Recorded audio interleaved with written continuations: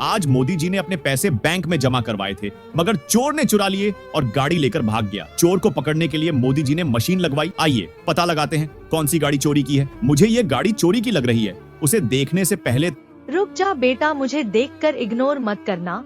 इस बार जो भी एग्जाम में पास होना चाहता है मैं पास कर दूंगी, लेकिन तुम्हें भी मेरा एक काम करना होगा। तुम्हें इस वीडियो को लाइक और चैनल को सब्सक्राइब करना होगा और तुम्हें जीएफ मिलेगी। और जाते जाते बेटा कमेंट में सरस्वती माँ लिख देना।